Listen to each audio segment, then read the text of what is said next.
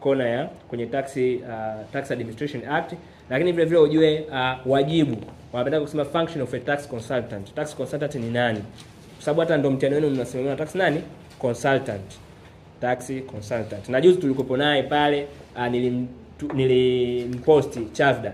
Yule kama ukiangalia kwenye picha huko pembeni ambaye ni Muhindi, kama Muhindi yule ndo United Republic of Tax Consultant, ndo chairperson yule Chavda, Muhindi huyu ambaye amekaa pembeni. Huyo wakati ambaye nikupo naye yeye ndo alikuwa ni commissioner wa kodi, mkoa wa kodi wa nini? Wa Ilala, na almost wamekusanya kama mapato ya kodi ni kama bilioni 769.5 kwa Ilala tu, bilioni 769.5 ukiondoa wapi? Kariakoo. Kwa kodi inakusanywa ni nyingi ya Tanzania. Bilioni 769.5 kwa mkoa wa Ilala.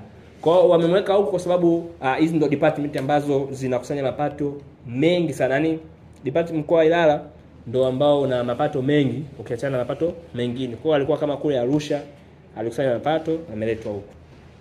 Kwa hivyo ni vitu ambavyo inabidi ufanyaje uweze kuvijua. Kwa kuna function of a tax nini? Consultant. Tax consultant ana function zipi? Ya kwanza tunaweza kusema kwamba to cooperate with tax officer. Cooperate with tax officer.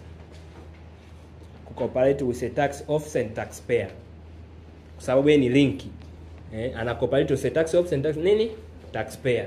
Information ambazo atazichukua kwa officer zitamsaidia vile vile kufanya kumsaidia mteja wake kuweza kufanyaje? Kumsaidia. Kwa hizo ni function of tax consultant. Lakini ya pili ni ku-advise the tax client or taxpayer to comply full with the requirement of the tax law. Anamu-advise.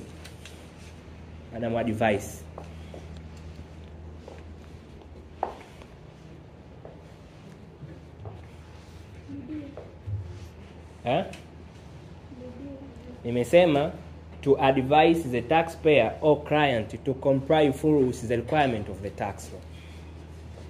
To comply full with the requirement of the tax law. Kwa hizo ni